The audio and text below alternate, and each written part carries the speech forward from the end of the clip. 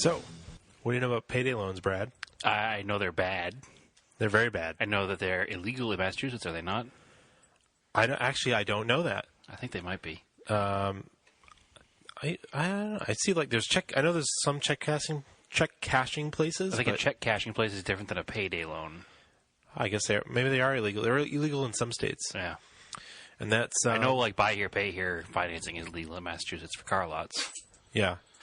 And that's a little different, but and that's sort of where the story kind of starts. They're predatory loans, basically, is what they are. They're loans designed to make maximum money for the loaner. They are legal in some places, although they are highly unethical in the way that they're structured. Handled, yes. It's not like there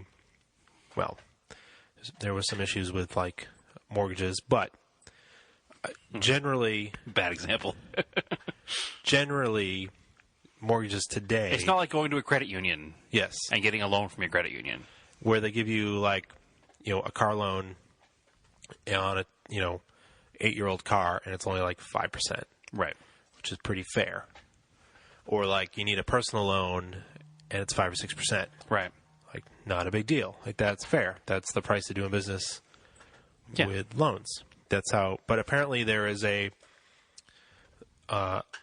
segment of Americans who can't get regular loans because they're too high risk. Like credit scores are too low and they have too much history. They'll do payday loans, right? So anyway, how does that tie in with car stuff? People get payday loans to buy cars? Maybe. Okay. That'd be not where you're going with it. That'd be a huge payday loan. Well, it could be an old car. It could be $800 car like we buy. Yeah, and then it'd end up costing you $2,000. It would anyways on top of the $2,000 to fix it. Yeah. Yeah, that is not a good financial decision. But what it comes into is racing is expensive. Okay. So what's the old adage was the only way to make a small fortune in racing is to start with a large one? Yes. So there are so many legit racing teams, and there are many legit racing teams, and there have been a few racing teams over the years, though, that have questionable funding. Yeah, I remember hearing some NASCAR stories in the 80s. Yeah? I'm not sure which one it was. I mean, there was always that rumor. I mean, that's how NASCAR was rumored to have been started. I mean, that's the myth that they like to put out there. Because we talked about that on a prior episode. Yeah, that NASCAR was born from illegal moonshining and running from the cops when really, it doesn't really make sense that you would have a bunch of guys interested in running illegal moonshine to make money join an organization with a lot of strict rules on how they race and build a car, right? That doesn't make a huge amount of sense. Right. But anyway, that's the myth. That's how NASCAR was started. And I'm certainly there had to be some truth to that myth. I'm sure some people early on, like Junior Johnson is famed to have been funded by his moonshine. And then, of course, there actually is a brand of Junior Johnson moonshine now built on that myth. I didn't know that myth. Yeah, I didn't know that. But basically, I recently watched the Dirty Money episode on Netflix about Scott Tucker. Okay. And Level 5 Racing, and he had, I can't remember the name of his company. It was, you remember the commercials with Montel Williams? Do you need cash? It was like Fast Money Now. Yeah, exactly. That was his company. Okay. And so if you're not familiar with it, Scott Tucker was convicted of illegal short-term loans, which are payday loans, and racketeering in October of 2017. So recently? Yes. Yeah, because those ads were fairly recent, actually. Within the last, 10 years or so. Yeah. And this sort of investigation, I believe, started in 2014. And why is this interesting, right? So this guy, Scott Tucker, he came in out of seemingly nowhere and started racing sports cars and turned out to be pretty good at it. Mm-hmm. But from just what we do with rallycross and autocross and stuff, It's expensive. even that's expensive. Yeah. So you don't just show up. What level of racing did he show up at? Where did Scott Tucker get his start? That's the thing. You just don't show up and race sports cars at top level. That's not the normal thing for an average person. No. I mean, he's a rich businessman, so, but even for a middle-aged businessman, they might buy a sports car and do a few track days. Yeah. But, Scott Tucker, this guy was all about taking to this high level. And it takes massive amounts of cash to do that. Basically, racing any type of car in any version of racing, you might as well take a pile of money and light it on fire. Well, that's any hobby you get seriously into, whether it be a car racing thing or even fishing or golfing. Yeah. You're spending untold amounts of cash in order to do the thing you enjoy doing. Mm-hmm. So now, like I said, what level of motorsport did Scott Tucker start turning up in? Where did he? He decided he wanted to do waves. Ferrari Challenge. Okay, so that's already expensive because you have to buy a $250,000 race car to start. Yeah. Yeah. And, payday loans are lucrative. Apparently. But unless you're the loan E. Yeah. But highly unethical. But yet legalish. So apparently Tucker hired a driving coach. He wanted to go Ferrari Challenge and win a championship. He eventually started a team called Level 5. Okay. Because they always wanted to push it to the highest level. Which apparently is 5. Apparently. And then eventually he became a ranked gentleman driver in endurance racing in IMSA. So it's pretty interesting. And I kind of vaguely remember him back in the... Yeah, the name sounds familiar. Early 2000s till, 2014-ish.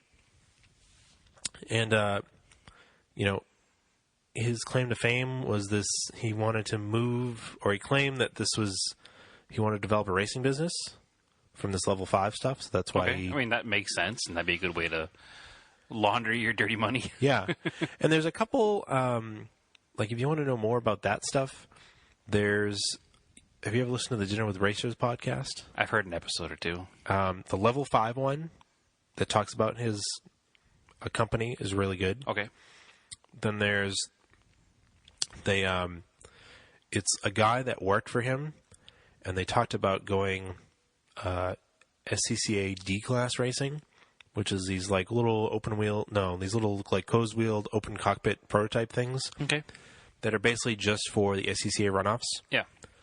And he wanted to set the lap record because there was a challenge put out by the Detroit region, or the Midwestern region of the SCCA at Road America to set the lap record there in D-Spec or D-Class, whatever the hell it was.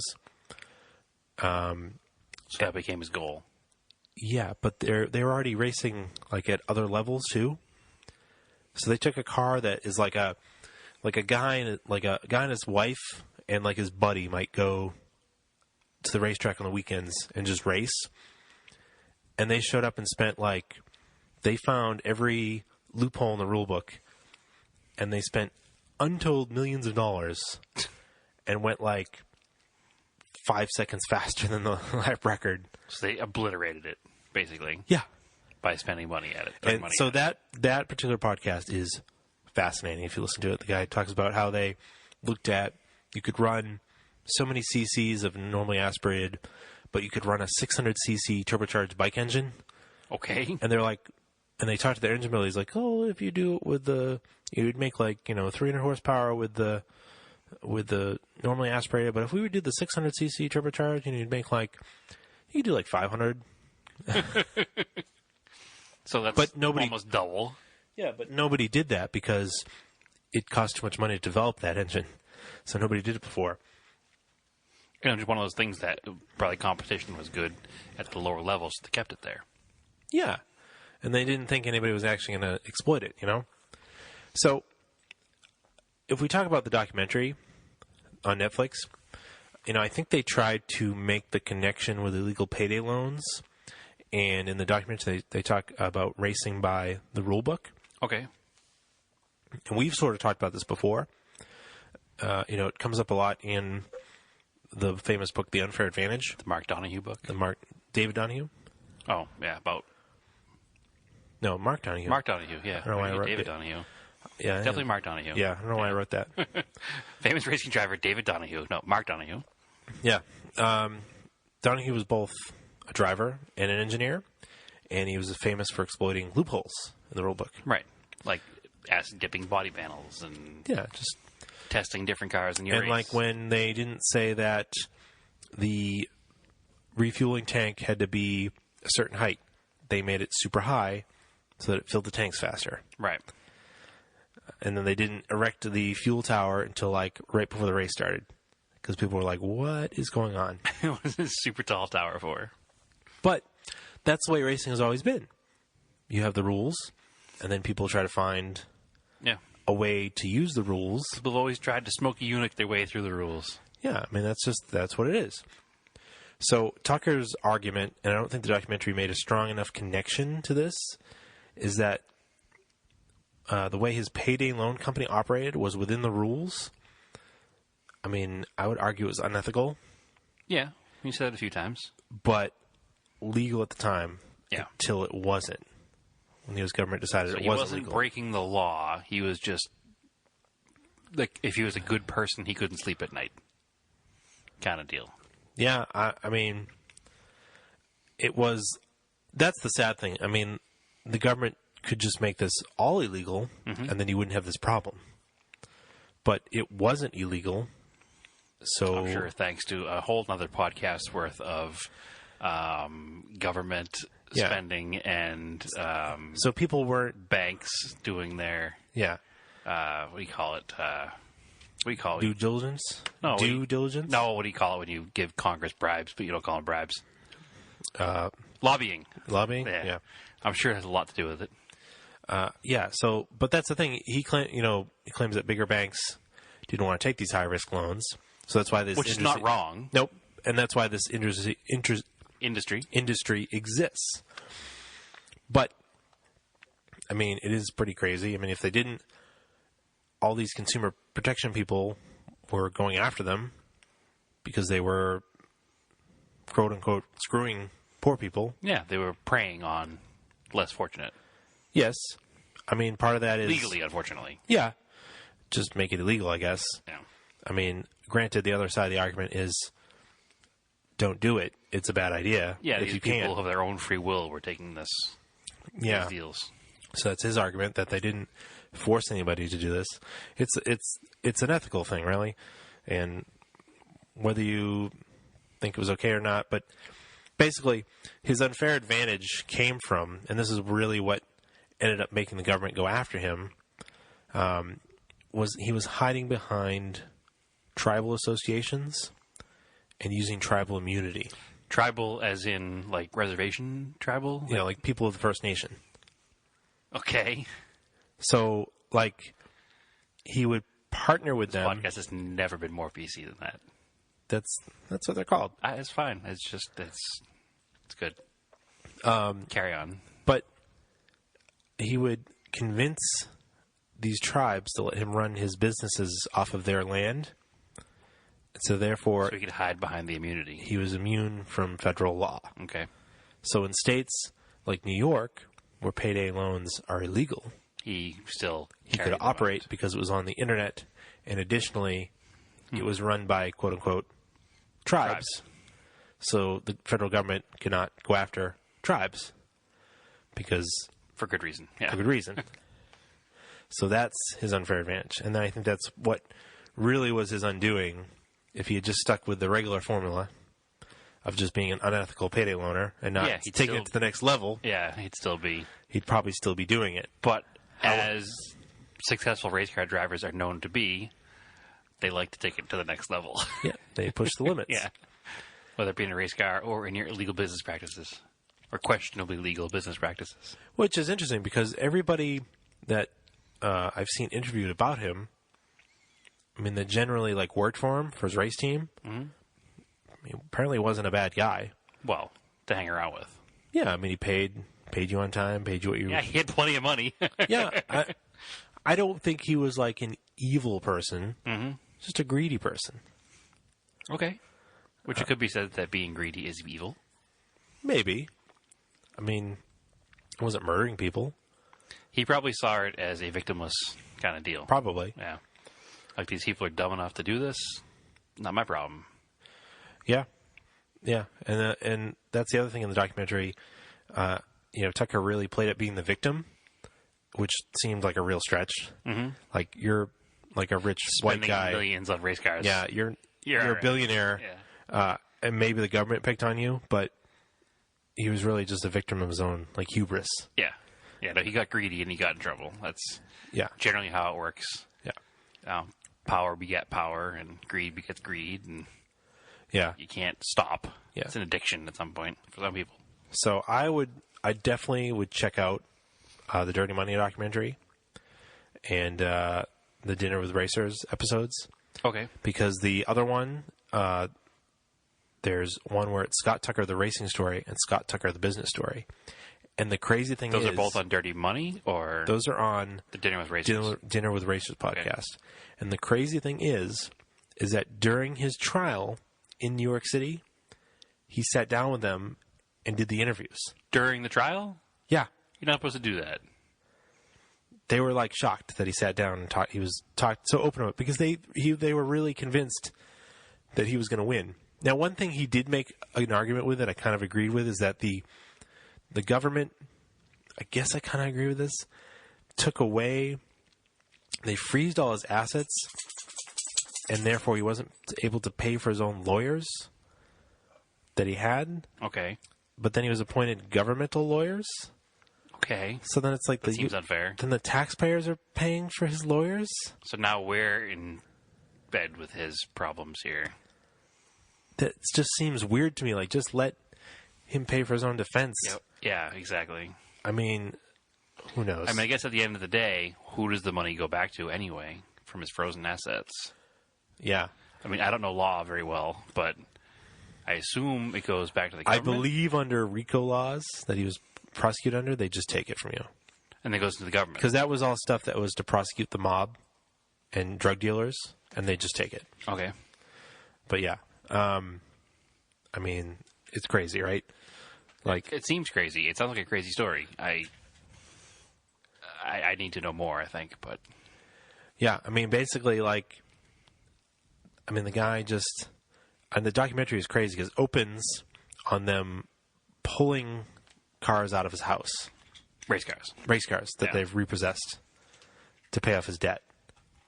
But what debt? His, what the government says that his legal debt. He's owned in fines, yeah. Okay. And like, you know, his company, like, all these people get laid off. But apparently, in the documentary, they make it seem like the company no longer exists and it's not doing business anymore. But it is. But then when you listen to the Dinner with Racers podcast, he's like, no. My business still exists. He just can't collect anything from it. It's still running. So somebody else is collecting the money. According to Scott Tucker, the government is running his business because they seized it. So they're keeping it operational. That's according to him, yeah. So, and they're still giving predatory loans out to... Yeah. When now the government's doing it. I don't know if it's still... a whole other level. I don't know if it's still running now after he's been prosecuted, but... I haven't listened to the Dinner with Racers podcast. I feel like I should have done that. I didn't realize that there was just about the story there. I would have listened. But yeah. That's nuts. It's super nuts. And it's like super crazy. And this is all to go racing. Well, you need... Well, maybe not all to go racing. It was to be a wealthy person. It was to be a wealthy person, yeah. And his hobby happened to be racing. Some wealthy people play golf. Yep. It happened to be racing. And that was the thing. He was very private about, at first, like, who he was. But then, like, they produced this flashy... It's probably on YouTube somewhere, a documentary about him. About being this gentleman driver. And then if you went and you saw, like, there's... When you go to a racetrack and they have all the race trailers set up... Like, they would have this crazy, insane setup that would cost, like... For an amateur-level team. Yeah. It cost, like, thousands of dollars to set up. Probably more than that. Hundreds of thousands of dollars, I'm sure. And they had, you know, Like a Formula One race trailer. Yeah, he had drivers on payroll and all this stuff because they ran teams. And I get it. Your idea was that you were going to start to Legitimize race teams, but yeah. you're basically, I don't know, you're ill-gotten money. It's very strange, but not ill-gotten money. Yeah, that's the weird thing to me. It doesn't. I'm confused as to what's illegal that happened here, because if all of this was legal while he was doing it, why is he in trouble for it? It was legal until the very end, when someone figured out that he was doing it behind like tribal stuff. Okay, and like he claimed that he didn't actually own these companies. He just worked for them. So he like managed them for the tribes. Quote unquote managed them. Yeah. He managed them for the tribes. Right. But he was just an employee, but he's really the owner. And it was all getting funneled to him, all the money. Mm-hmm. And not very much was getting funneled to the tribes. Of course. Yeah. Because why would it? Yeah. And that's when people started to figure out that what he was doing wasn't legal. And like the headquarters would be in Kansas City. And then when people would call and ask the employees where they were, and he claims he has no knowledge of this, they were told to say they were where the tribal communities were. Okay. Located. So they were giving Not in Kansas City. Not in Kansas False City. information. Yeah. That's an interesting story. It's a very interesting story. And you're like, I kind of feel bad for him, but then I don't. Yeah, he lived the fun life for a while. Yeah. And I'm sure, is he still in jail now? Oh, he went to jail in October. Oh, just this past year. Yeah. So he's currently in jail. Yeah. So I believe he's going to serve, I feel like they said 16 years. Okay. But, I mean... Crime don't pay. He thought he was going to get life, but I don't know. It didn't murder anyone. Yeah, seems like a tough crime to get life for. Yeah, it's just... I mean, part of it's like... I don't know, just don't get a payday loan. If you can, just don't do it. Yeah, I don't think there's a reason for it. But again... Some people have to, I guess. Maybe there's some people that have to, exactly. I've never experienced that type of poverty, luckily. But, yeah, I mean, it's just crazy stuff. So that is definitely worth a watch. So the name of that episode, the show is called Dirty Money. I don't remember the name of the episode, but it's episode 2. Okay. And it's on Netflix. It's on Netflix. Almost everyone has Netflix. Just go on and look for it. And the Dinner with the Racer podcast, you can just find them. Yeah, it's free. Yeah. And I've heard some of their episodes. I don't remember specifically which ones I've listened to, but it's a good show, too. They have some great ones. Yeah. The Jeremy Mayfield one's pretty bonkers, too. The NASCAR driver? Yes. Yeah, I haven't listened to that one either. Yeah. Who was kicked out of NASCAR for doing meth, but claims it wasn't meth. It was a mixture of over-the-counter drugs that looked like meth on his drug tests. Right. But then was caught with meth in his house. Yeah. Yeah. Wild. Yeah. He drove the mobile car, right? Mm-hmm. Yeah. No, he's pretty cool back in the day, I remember. Yeah, he was real cool. He's doing meth. Yeah. It's a party animal. Yeah. So, Tucker was convicted of deceiving people out of money using payday loans, but he didn't deal drugs. Right, which is an important step in the level of crime to do to fundraising, correct? Yeah. That brings us to the 80s. Randy Lanier was IMSA, right? Yes. Okay. And if you have ever watched another great documentary called Cocaine Cowboys. Okay.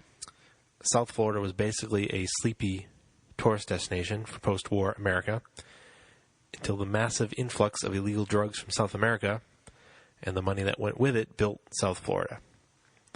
So, as I was talking on the last podcast, so I was just in Florida Yep.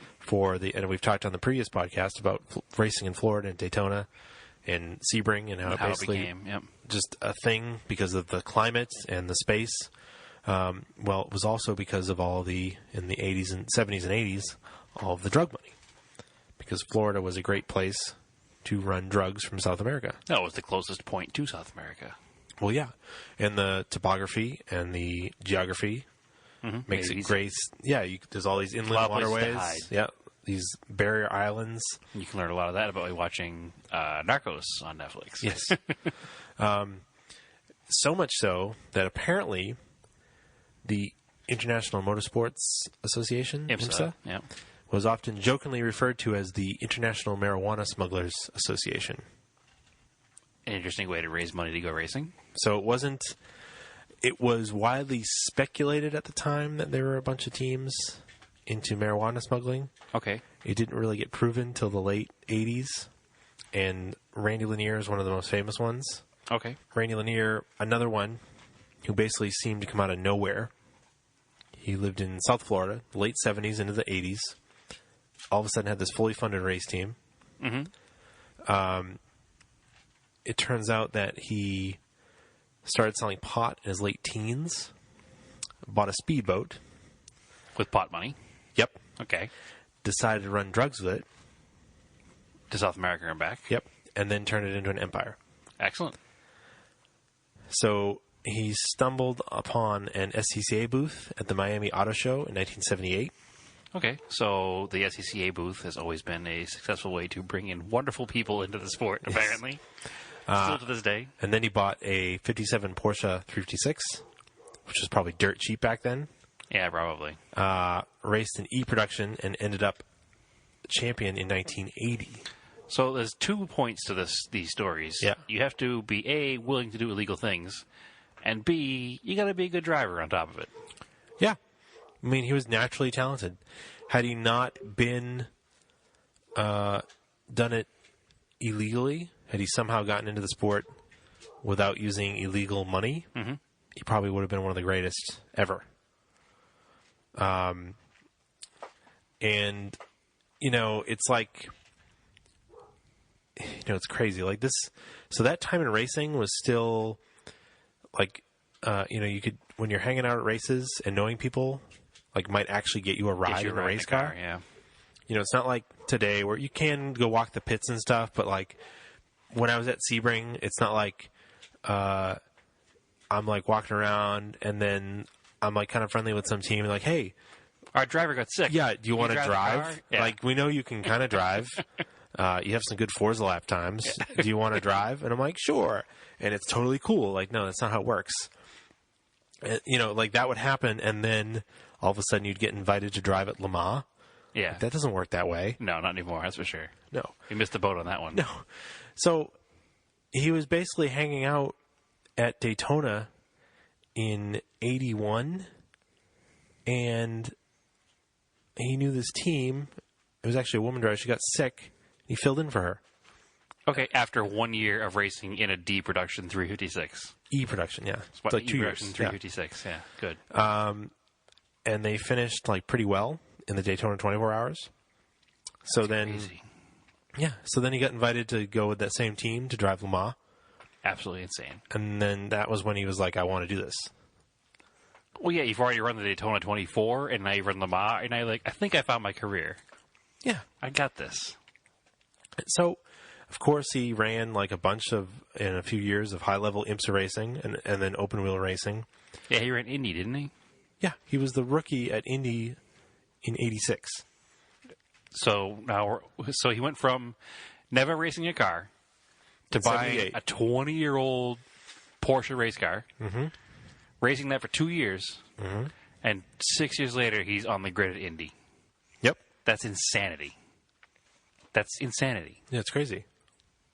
That's like a meteoric rise. That'd be like if you followed that same path from your first autocross, you would already be retired and like F1 champion. It's like I go down to the park and I'm playing a pickup game of basketball. Yeah. And then 2 years later, I get picked for the NBA draft. Right. And I'm not like the number one pick, but I'm like in the top 10. Right. And then you win a championship. A couple of years later, Rookie of the year. Yeah, I'm on a championship team. Like, right. For those of you who don't know Andrew as well as I do, I have seen Andrew play basketball. Not and this very good story at it. is completely untrue. Yeah. All right. So it'd be like, I was okay at playing soccer. It'd be like all of a sudden I get picked for like Manchester United. Okay. And then I go play for like. We get the picture. We all know you blew your Achilles heel, you blew Achilles tendon, and now you can't play at all anyway, so it doesn't matter. So, of course, racing isn't cheap. Towards the late 80s, questions are starting to arise where his money was coming from because none of his cars had real sponsors. Which is funny because he's successful. You would think he would have earned sponsors and then not had to worry about this whole illegally funded race. But he showed up at like a March, like a March GTU. It was like one of his first race cars. Mm-hmm. Like it was like a crazy expensive car. No livery on it. No. Yeah. Just had a pot leaf on the hood. Yeah. Basically, it should have. I mean, he always claimed that it was from his jet ski rental and powerboat company. Very South Florida. Yep. Well, eventually the FBI figured it out, and associates were arrested, and they rolled on him. They basically fingered Lanier for everything in lighter sentencing. But the crazy thing was, so he was bringing in, he wasn't just like selling drugs, he was trafficking them. Yeah. Well, that's what the boat was going back and forth to South America. But it wasn't just like power boats, it was, they would set up barges. Okay. With false compartments. So they'd pack in the bales of not cocaine. I'm sure there was. He says he never sold cocaine. He stuck with marijuana. And he claims that that's probably why he's still alive. He didn't get murdered by the coke dealers because they were much more violent than the pot dealers. Okay. Clearly, pot laid back, right? Yeah. Again, we've seen Narcos. Yeah. Everybody in the show dies eventually, it seems like. So they would run these barges with false floors. They'd weld in compartments over the stored weed. Yeah. He'd bring it up to like New York. They'd park it, have guys cut open the stuff, and then it would go out to distribution. Right. And then his money would go back into his race cars. Yep. Not a bad place to put your money. Well, your ill-gotten money, I guess. Well, you gotta do what you gotta do. Yeah. Listen, you and I will never have a successful race team, so let's start importing drugs. No. You heard it here Probably first. not a good idea. Definitely not a good idea. I just walked in. What are you talking about? Yeah. So he eventually gets arrested after crashing an Indy car and like breaking his leg, like in '87. Okay. And this was like the end of it. Then it's crazy. His capture story is nuts. He goes on the run. Like his wife just has his second kid. He takes off with his mistress. Oh, good. He ends up like, I believe it was in Europe for a little bit. And then he ended up in Antigua, where he had some property. And he was out fishing and got arrested by the U.S. Navy. They tracked him down after he like tried to escape and like run up. It was like he was in a sailboat and they thought they were going to get stopped and they were just going to check their papers. And he was like, no, they're going to try to arrest me. So he jumped in like a Zodiac and like took off. And then hearing him tell this story too, because he did an interview for the Marshall Pruitt podcast. Okay. It's crazy. He like ran up these like mango grove or something, like barefoot with just swim trunks on, like trying to get away, and eventually just got arrested. But I mean, the other crazy thing too is that he actually thought that while he was on the run, he was going to move to Australia, change his name, and drive race cars down there. Like nobody would know who he was. Who's this guy? Yeah. But eventually, he was caught. He spent 30 years in prison. And I guess he tried to escape a couple times. So he ended up at Supermax in Colorado. Awesome. And, you feel kind of bad because the poor guy did like a bunch of time in solitary. Mm-hmm. Well, I mean, he obviously did things to deserve it. Yeah. I mean, in the end, all he did was sell weed, but... Which is not totally legal in this. I know, that's the ironic thing, it's not totally legal. It's still federally illegal. Federally legal? Yeah, it's this weird gray area, right? We're in strange times. Yeah. And then for some reason, there's some sort of loophole, but it's in sealed court documents that have not been released, and he was released from prison in 2014. So that wouldn't have been 30 years. Roughly 30 years. Yeah, because if he was arrested in 87, 88, that's like 26 years. Yeah, roughly. Yeah. But he was released for time served. And it's interesting because he took up, like, painting, and he took up meditation, and he's like this, like, super chill, like, dude now. Again, Yeah. marijuana. Yeah. He was probably pretty laid back all the time. Yeah, I'm sure he can't because I think they said he's off parole now, and he actually works as he teaches race driving and does like race driving, but not race funding. I hope.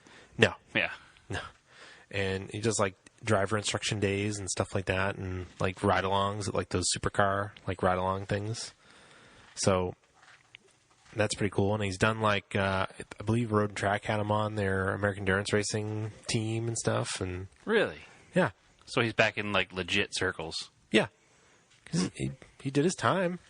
Yeah, no. He's not good for him. been involved in any crime since, so I guess he's a pretty chill dude, and he's still a good driver.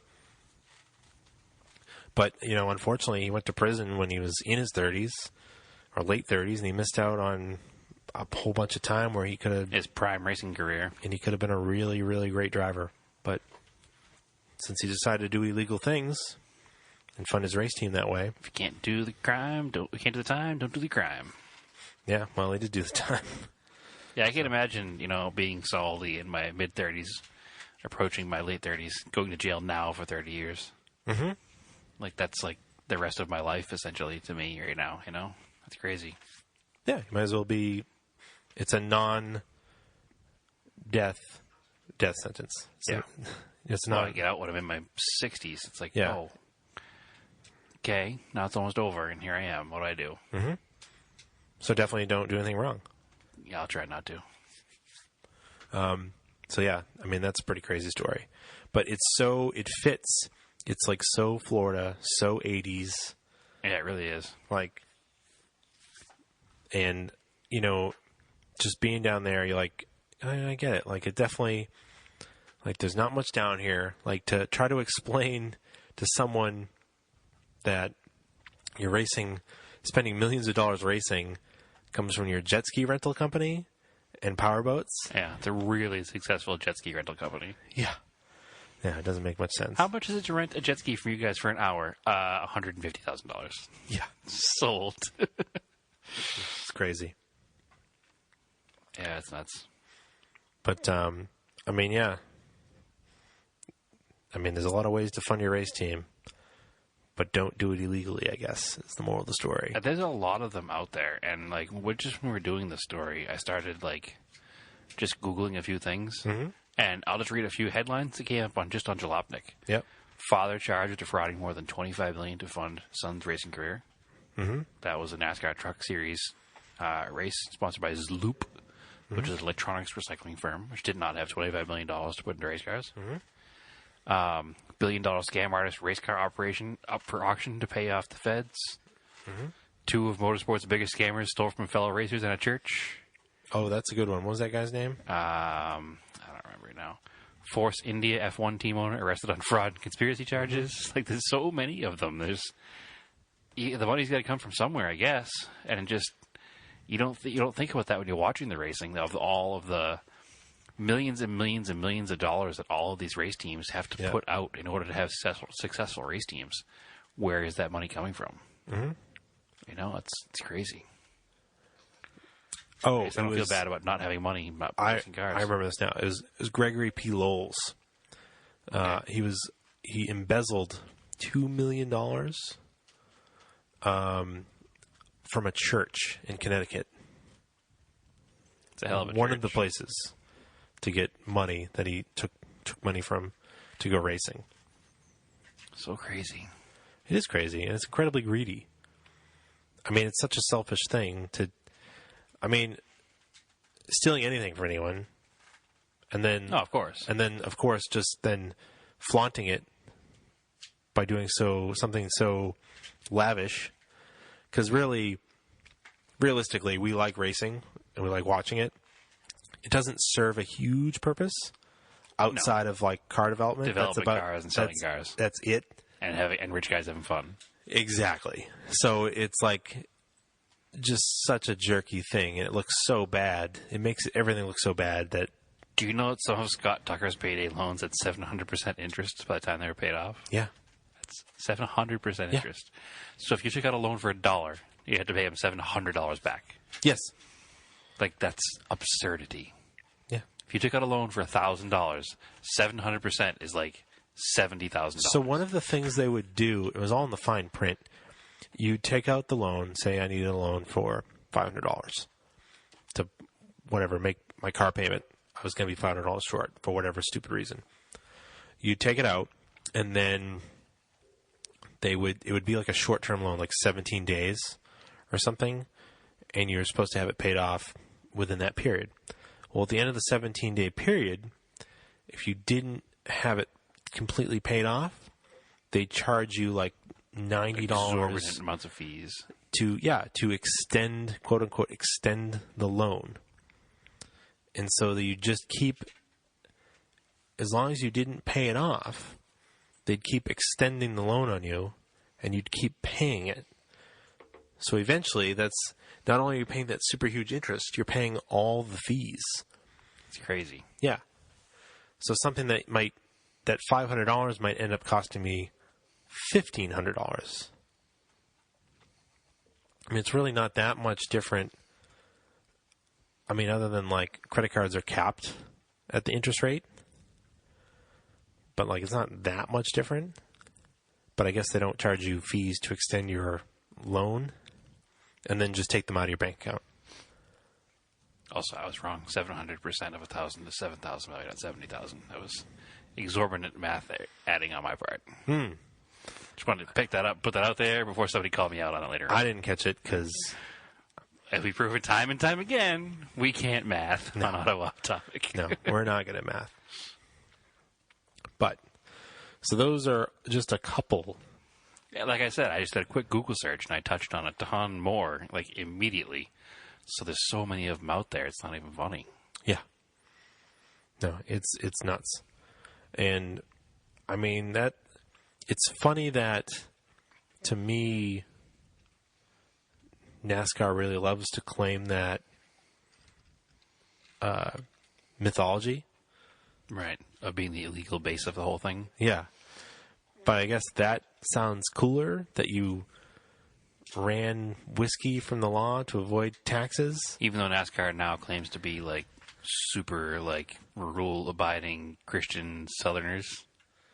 Yeah, but you're running from the tax man. Yeah. Whatever. So, I don't know. It's kind of strange, but it is what it is. Overall, crazy stories. They're crazy stories. Anyway, I think we'll call that an episode. Yeah, it sounds like a good place to end it. As always, you can follow us on Facebook, Auto Off Topic Podcast. Follow us on Instagram, Auto Off Topic. Follow me on Instagram at Race and Anger. And follow me on Instagram at TSISS350. TSISS350. I'm going to change it to something like formally known as TSISS350. I'll make a symbol. Just a symbol? Yeah. Is it like a combination of like the Dodge Colt symbol? No, it'll be like my TSISS is a combo of the two cars I had when the internet became a thing. My So it'll be a combination TSI of Talon and my SS Camaro. It'll be the Eagle logo with the Camaro logo? It'll be like... So it'll just be a picture of a Camaro? I was going to say it'd be like an Eagle with like an SS blow-up, but that sounds really Nazi-ish, so I'm not going to do that. Yeah, that's touching in a bad place. Ooh, yeah. Yeah, don't know. So maybe it'll be like a Chevy bow tie with an Eagle in it. Thinking because that's super American. What if the picture is just a Camaro with an airbrushed Eagle underneath it? Oh, that's good. It's good. I like it. There you go. It's got too deep too quick. Yeah. It's not going to be none of those things. It's going to turn into like Brad D or something. Like all my other forum names ever since I changed from TSI SS350 to Brad D81. Anyway, keep your cars analog and aim for the roses.